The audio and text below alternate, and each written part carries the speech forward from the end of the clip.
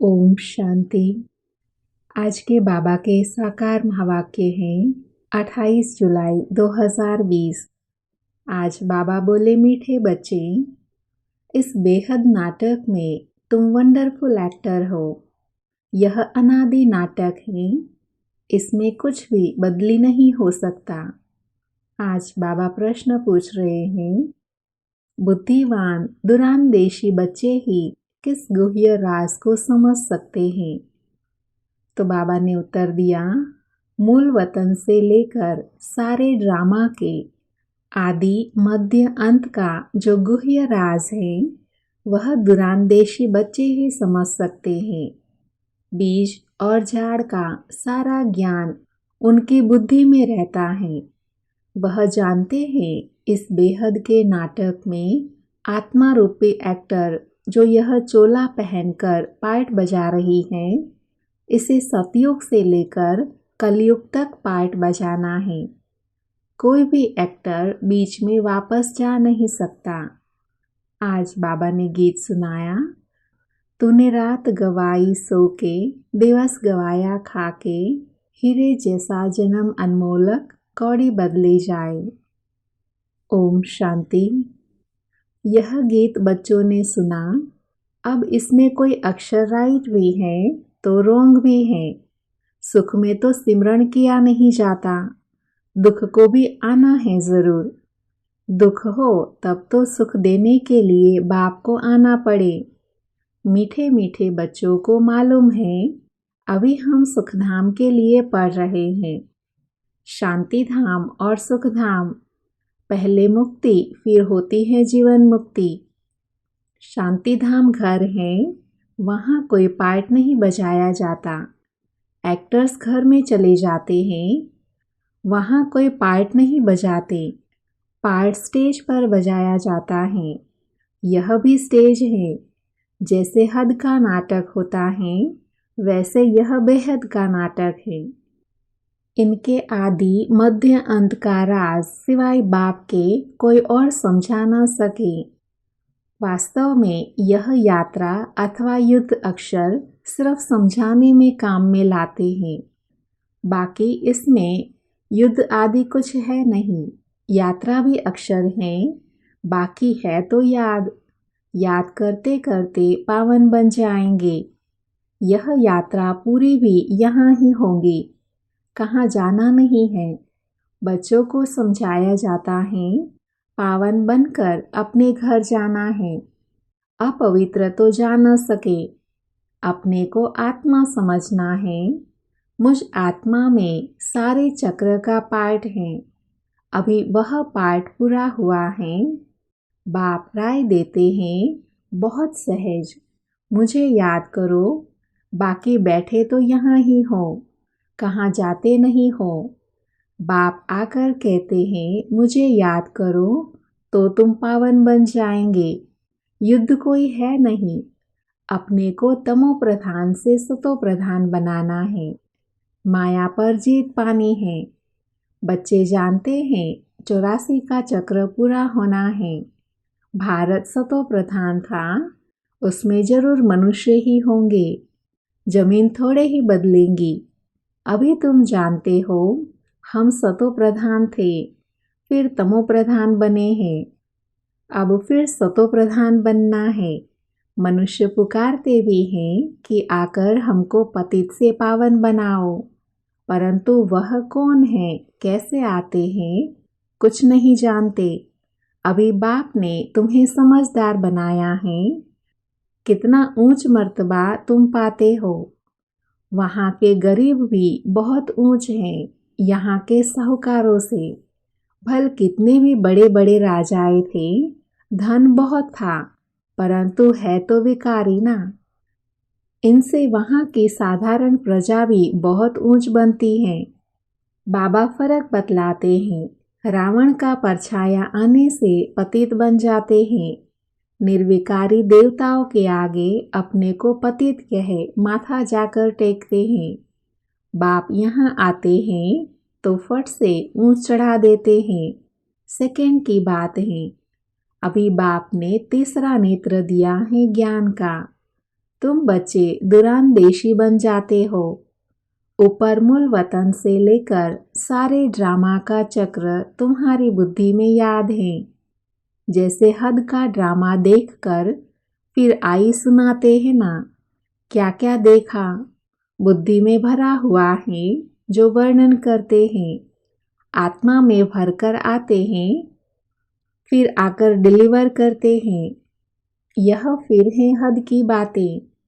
तुम बच्चों की बुद्धि में इस बेहद ड्रामा के आदि मध्य अंत का राज रहना चाहिए जो रिपीट होता रहता है। उस हद के नाटक में तो एक एक्टर निकल जाता है तो फिर बदले में दूसरा आ सकता है। कोई बीमार हुआ तो उनके बदले फिर दूसरा ऐड कर देंगे। यह तो चैतन्य ड्रामा है, इसमें जरा भी अदली बदली नहीं हो सकती। तुम बच्चे जानते हो हम आत्मा हैं। यह शरीर रूपी चोला है जो पहनकर हम बहुरूपी पार्ट बजाते हैं। नाम रूप देश फीचर्स बदलते जाते हैं। एक्टर्स को अपने एक्ट का तो मालूम होता है ना। बाप बच्चों को यह चक्र का राज तो समझाते रहते हैं। सतयुग से लेकर कलयुग तक आते हैं, फिर जाते हैं, फिर नए सिर आकर पार्ट बजाते हैं। इनकी डिटेल समझाने में टाइम लगता है। बीज में भल नॉलेज है, फिर भी समझाने में टाइम तो लगता है ना। तुम्हारी बुद्धि में सारा बीज और झाड़ का राज है। सो भी जो अच्छे बुद्धिवान हैं वह समझते हैं कि इसका बीज ऊपर में है। इनकी उत्पत्ति, पालना और संहार कैसे होता है, इसलिए त्रिमूर्ति भी दिखाया है।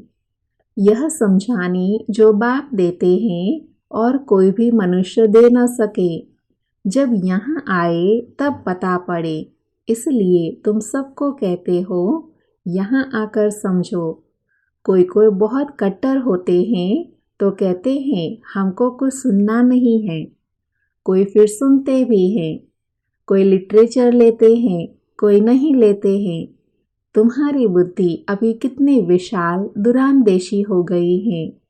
तीनों लोकों को तुम जानते हो। मूल वतन जिसको निराकारी दुनिया कहा जाता है, बाकी सूक्ष्म वतन का कुछ भी है नहीं। कनेक्शन सारा है मूल वतन और स्थूल वतन से। बाकी सूक्ष्म वतन तो थोड़ा टाइम के लिए है। बाकी आत्माएं सब ऊपर से यहाँ आती है पार्ट बजाने। यह जाड़ सब धर्मों का नंबरवार है। यह है मनुष्यों का जाड़ और बिल्कुल एक्यूरेट है। कुछ भी आगे पीछे हो न सके। न आत्माएं और कोई जगह बैठ सकती हैं। आत्माएं ब्रह्म महातत्व में खड़ी होती हैं। जैसे स्टार आकाश में खड़े हैं, यह स्टार्स तो दूर से छोटे छोटे देखने में आते हैं, है तो बड़े, लेकिन आत्मा तो न छोटी बड़ी होती है, न विनाश को पाती है। तुम गोल्डन एज में जाते हो, फिर आयरन एज में आते हो। बच्चे जानते हैं हम गोल्डन एज में थे, अब आयरन एज में आ गए हैं। कोई वैल्यू नहीं रही है। भल माया की चमक कितनी भी है, परंतु यह है रावण की गोल्डन एज, वह है ईश्वरीय गोल्डन एज। मनुष्य कहते रहते हैं 6-7 वर्षों में इतना अनाज होगा जो बात मत पूछो। देखो उन्हों का प्लान क्या है और तुम बच्चों का प्लान क्या है। बाप कहते हैं मेरा प्लान है पुरानी दुनिया को नया बनाना। तुम्हारा एक ही प्लान है। जानते हो बाप की श्रीमत से हम अपना वर्षा ले रहे हैं। बाप रास्ता बताते हैं, श्रीमत देते हैं, याद में रहने की मत देते हैं। मत अक्षर तो है ना। संस्कृत अक्षर तो बाप ही बतलाते हैं। बाप तो हिंदी में ही समझाते रहते हैं। भाषाएं तो ढेर है ना। इंटरप्रेटर भी होते हैं जो सुनकर फिर सुनाते हैं। हिंदी और इंग्लिश तो बहुत जानते हैं, पढ़ते हैं। बाकी माताएं घर में रहने वाली इतना नहीं पढ़ती हैं। आजकल विलायत में अंग्रेजी सिखाते हैं, तो फिर यहाँ आने से भी इंग्लिश बोलते रहते हैं। हिंदी बोल ही नहीं सकते। घर में आते हैं तो माँ से इंग्लिश में बात करने लग पड़ते हैं। वह बेचारी मूंझ पड़ती हैं, हम क्या जाने इंग्लिश से। फिर उनको टूटी फूटी हिंदी सिखानी पड़े। सतयुग में तो एक राज्य एक भाषा थी, जो अब फिर से स्थापन कर रहे हैं। हर 5000 वर्ष बाद यह सृष्टि का चक्र कैसे फिरता है, सो बुद्धि में रहना चाहिए। एक बाप की ही याद में रहना है। यहाँ तुमको फुर्सत अच्छी रहती है। सवेरे में स्नान आदि कर बाहर घूमने फिरने में बड़ा मज़ा आता है। अंदर में ही याद रहे हम सब एक्टर्स हैं। यह भी अभी स्मृति आई है। बाबा ने हमको 84 के चक्र का राज बताया है। हम सतो प्रधान थे। यह बड़ी खुशी की बात है। मनुष्य घूमते फिरते हैं, उनकी कुछ भी कमाई नहीं। तुम तो बहुत कमाई करते हो। बुद्धि में चक्र भी याद रहे, फिर बाप को भी याद करते रहो। कमाई करने की युक्तियाँ बाबा बहुत अच्छी अच्छी बताते हैं। जो बच्चे ज्ञान का विचार सागर मंथन नहीं करते हैं, उनकी बुद्धि में माया खिटखिट करती है। उन्हें ही माया तंग करती है। अंदर में यह विचार करो, हमने यह चक्र कैसे लगाया। सतयुग में इतने जन्म लिए, फिर नीचे उतरते आए, अब फिर सतो प्रधान बनना है। बाप ने कहा है मुझे याद करो तो सतो प्रधान बन जाएंगे। चलते फिरते बुद्धि में याद रहे तो माया की खिटखिट समाप्त हो जाएंगी। तुम्हारा बहुत बहुत फायदा होगा। भर स्त्री पुरुष साथ में रहते हो। हर एक को अपने सिर मेहनत करनी है, अपना ऊंच पद पाने। अकेले में जाने से तो बहुत ही मज़ा है, अपनी ही धुन में रहेंगे। दूसरा साथ में होगा तो भी बुद्धि इधर उधर जाएंगी। है तो बहुत सहज। बगीचे आदि तो सब जगह है। इंजीनियर होगा तो उनका यही चिंतन चलता रहेगा कि यह पुल बनानी है, यह करना है। बुद्धि में प्लान आ जाता है। तुम भी घर में बैठो, फिर भी बुद्धि उस तरफ लगी रहे। यह आदत रखो, तुम्हारे अंदर यही चिंतन चलता रहे। पढ़ना भी है, धंधा आदि भी करना है। बूढ़े जवान बच्चे आदि सबको पावन बनना है। आत्मा को हक है बाप से वर्षा लेने का। बच्चों को भी छोटेपन से ही यह बीज पड़ जाए तो बहुत अच्छा। आध्यात्मिक विद्या और कोई सिखा न सके। तुम्हारी यह जो आध्यात्मिक विद्या है, यह तुमको बाप ही आकर पढ़ाते हैं। उन स्कूलों में मिलती है जिस्मानी विद्या, और वह है शास्त्रों की विद्या। यह फिर है रूहानी विद्या, जो तुमको भगवान सिखलाते हैं। इनका किसी को भी पता नहीं। इनको कहा ही जाता है स्पिरिचुअल नॉलेज। जो रूह आकर पढ़ाते हैं, उनका और कोई नाम नहीं रखा जा सकता। यह तो स्वयं बाप आकर पढ़ाते हैं। भगवान उवाच है ना। भगवान एक ही बार इस समय आकर समझाते हैं। इसको रूहानी नॉलेज कहा जाता है। वह शास्त्रों की विद्या अलग है। तुमको पता है कि नॉलेज एक है जिस्मानी कॉलेज आदि की, दूसरी है आध्यात्मिक शास्त्रों की विद्या, तीसरी है यह रूहानी नॉलेज। वह भल कितने भी बड़े बड़े डॉक्टर्स ऑफ फिलॉसफी हैं, परंतु उन्हों के पास भी शास्त्रों की बातें हैं। तुम्हारी यह नॉलेज बिल्कुल अलग है। यह स्पिरिचुअल नॉलेज, जो स्पिरिचुअल फादर सभी आत्माओं का बाप है, वही पढ़ाते हैं। उनकी महिमा है शांति सुख का सागर। कृष्ण की महिमा बिल्कुल अलग है। गुण अवगुण मनुष्य में होते हैं जो बोलते रहते हैं। बाप की महिमा को भी यथार्थ रीति तुम जानते हो। वह तो सिर्फ तोते मुआफिक गाते हैं, अर्थ कुछ नहीं जानते। तो बच्चों को बाबा राय देते हैं, अपनी उन्नति कैसे करो। पुरुषार्थ करते रहेंगे, फिर पक्का होता जाएगा। फिर ऑफिस में काम करने समय भी यह स्मृति आएगी, ईश्वर की स्मृति रहेगी। माया की स्मृति तो आधा कल्प चली। अभी बाप यथार्थ रीति बैठ समझाते हैं, अपने को देखो, हम क्या थे, अब क्या बन गए हैं। फिर हमको बाबा ऐसा देवता बनाते हैं। यह भी तुम बच्चे ही नंबरवार पुरुषार्थ अनुसार जानते हो। पहले पहले भारत ही था, भारत में ही बाप भी आते हैं पार्ट बजाने। तुम भी आदि सनातन देवी देवता धर्म के हो ना। तुमको पवित्र बनना है, नहीं तो पिछाड़ी में आएंगे। तुम क्या सुख पाएंगे। भक्ति जास्ती नहीं की होगी तो आएंगे नहीं। समझ जाएंगे यह इतना उठाने वाला नहीं है। समझ तो सकते हैं ना। बहुत मेहनत करते हैं, फिर भी कोई विरले निकलते हैं। लेकिन थकना नहीं है, मेहनत तो करनी है। मेहनत बगैर कुछ मिलता थोड़े ही है। प्रजा तो बनती रहती है। बाबा बच्चों को उन्नति के लिए युक्ति बताते हैं। बच्चे, अपनी उन्नति करनी है। सवेरे सवेरे स्नान आदि कर एकांत में जाकर चक्र लगाओ व बैठ जाओ। तंदुरुस्ती के लिए पैदल करना भी अच्छा है। बाबा भी याद पड़ेगा और ड्रामा का राज भी बुद्धि में रहेगा। कितनी कमाई है, यह है सच्ची कमाई। वह कमाई पूरी हुई, फिर इस कमाई का चिंतन करो। डिफिकल्ट कुछ भी नहीं है। बाबा का देखा हुआ है, सारे जीवन कहानी लिखते हैं।